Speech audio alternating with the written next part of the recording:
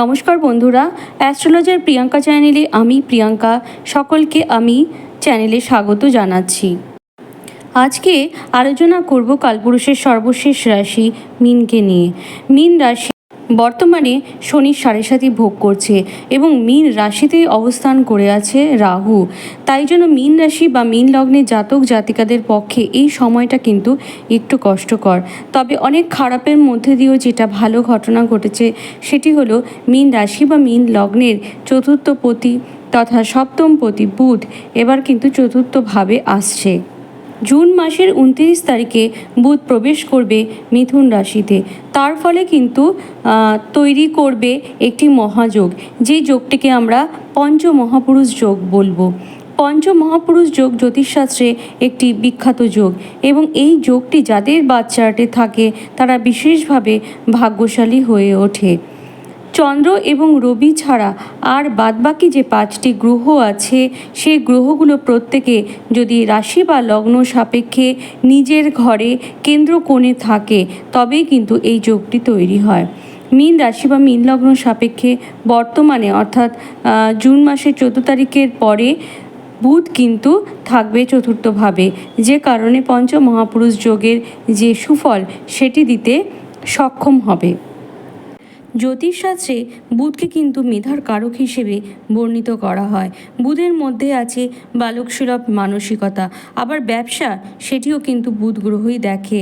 অর্থাৎ এটি কিন্তু বলা যাচ্ছে পড়াশোনা থেকে শুরু করে ব্যবসা, ফিনান্সিয়াল সেক্টর এবং তার সাথে সাথে যত আইনি ম্যাটার আছে সেগুলো কিন্তু সবই দেখে বুধ।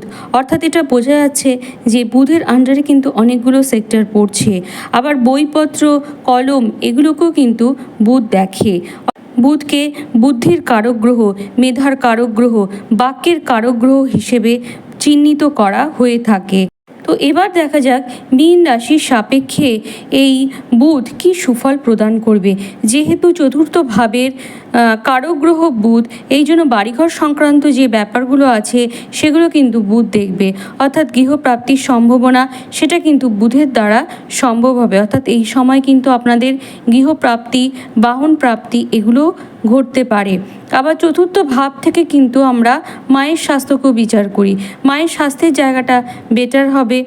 এবং আরেকটি ব্যাপার দেখা যাবে, যেহেতু বুধ বুদ্ধির কারক গ্রহ এবং চতুর্থ ভাব থেকে যেহেতু আমরা বন্ধুকে বিচার করে থাকি, বন্ধুর কোনো সুপরামর্শে বা সুবুদ্ধির দ্বারা কিন্তু আপনারা উপকৃত হতে পারেন এই সময়।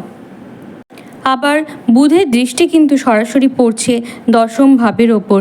দশম ভাব থেকে কিন্তু আমরা কর্মকে দেখি।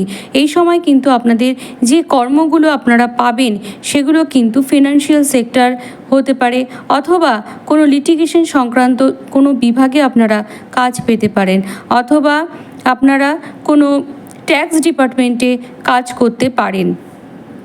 অথবা যে সমস্ত মীন রাশি জাতক বা জাতিকারা উপরোক্ত বিভাগের সাথে যুক্ত আছেন তাদের কিন্তু এই সময়টা যথেষ্ট ভালো যাবে। এই সময় কিন্তু তারা কাজের জায়গায় বিশেষ দক্ষতা দেখাবে।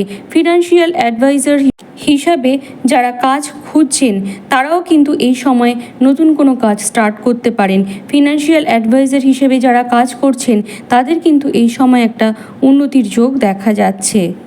যেহেতু বুধকে বাকশক্তির কারক গ্রহ হিসেবে বিচার করা হয়, এই জন্য কিন্তু এটাও বলা যাচ্ছে যে বুধের প্রভাবে কিন্তু দেখা যাবে যে সমস্ত জাতক জাতিকারা বাকনির্ভর প্রফেশনের সাথে যুক্ত আছেন তারা এই সময় কিন্তু উন্নতি করতে পারবেন। যারা হিসেব নিকেশ সংক্রান্ত কোনো কাজের সাথে যুক্ত আছেন সেইখানে কিন্তু তাদের উন্নতি দেখা যাবে, অথবা এই সমস্ত ডিপার্টমেন্টে কিন্তু কাজের জায়গাটা আপনাদের জন্য প্রশস্ত হবে। মীন রাশি বা মীন লগ্নে যে সকল জাতক জাতিকারা ব্যবসার সাথে যুক্ত আছেন তাদেরও কিন্তু এই সময় উন্নতি হওয়ার প্রভূত সম্ভাবনা দেখা যাচ্ছে। যাদের নিজস্ব চার্টার্ড অ্যাকাউন্টেন্ট ফার্ম আছে তারা কিন্তু এই সময় উন্নতি করবে, বা এই সময় কিন্তু নতুন করে এই ধরনের বিজনেস শুরু করার জন্য যথেষ্ট ভালো। যারা বাড়িতে বসে কোনো ধরনের ব্যবসা করছেন তাদেরও কিন্তু সেই জায়গাটা ভালো আছে। যারা বইপত্র, কাগজ কলম এই জিনিসগুলোর সাথে যুক্ত আছেন তাদের কিন্তু এই সময় যথেষ্ট উন্নতি হওয়ার সম্ভাবনা আছে। বা বাড়িতে বসে যারা বিজনেস করবেন তাদেরও কিন্তু এই সময়টা বেশ ভালো যাবে। মিথুন রাশি 3টে নক্ষত্র দ্বারা গঠিত। একটা হলো মৃগশিরা, অপরটি হলো আদ্রা এবং তৃতীয়টি হলো পুনর্বসু। বুধ যখন এই যে নক্ষত্রগুলোতে যাবে এক এক রকমভাবে ফল প্রদান করে থাকবে মীন রাশি বা মীন লগ্নের জাতক জাতিকাদের। বুধ যখন আদ্রা নক্ষত্র অর্থাৎ রাহুর নক্ষত্রে প্রবেশ করবে তখন যেহেতু রাহু মীন রাশিতেই বসে আছে, এই জন্য কিন্তু অনেক মানুষের সাথে আপনাদের পরিচিতি গড়ে উঠবে। এবং যখন মৃগশিরা অর্থাৎ মঙ্গলের নক্ষত্রে যাবে, বর্তমানে মঙ্গল কিন্তু বসে আছে মীন রাশির সাপেক্ষে দ্বিতীয়ভাবে, অর্থাৎ জুন মাসে কিন্তু দ্বিতীয়ভাবে অবস্থান করবে। তখন কিন্তু দেখা যাবে যে মীন রাশি বা মীন লগ্নে জাতক জাতিকারা গৃহ সংক্রান্ত জায়গা থেকে অর্থ উপার্জন করতে পারছে বা বাহন সংক্রান্ত জায়গা থেকে অর্থ উপার্জন করতে পারছেন। তাদের বাড়িতে কিন্তু ওই সময় আত্মীয় সমাগম হবার একটা সম্ভাবনা দেখা যাচ্ছে। আবার যারা বাড়ি তৈরি করার জন্য চেষ্টা করছেন, লোনের জন্য চেষ্টা করছেন কিন্তু সাকসেসফুল হতে পারছেন না, এই সময় কিন্তু দেখা যাবে তাদের লোনটা স্যাংশন হয়ে গেল।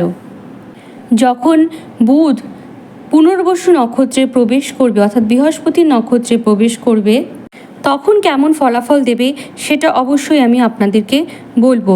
দেখুন, বৃহস্পতি যেহেতু মীন রাশি বা মীন লগ্নে জাতক জাতিকাদের জন্য একদিকে যেমন লগ্নাধিপতি, অপরদিকে তেমনি কিন্তু দশমপতি।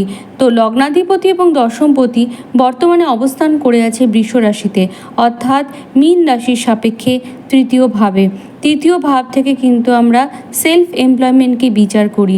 যে সমস্ত মীন রাশির জাতক জাতিকারা সেলফ এমপ্লয়মেন্ট প্রফেশনের জন্য চেষ্টা করছেন বা করতে ইচ্ছুক, এই সময় কিন্তু তাদের যে প্রয়াসটা সেটা কিন্তু সফল হবে। আবার তৃতীয় ভাব থেকে কিন্তু আমরা শর্ট ট্রাভেলকেও বিচার করে থাকি।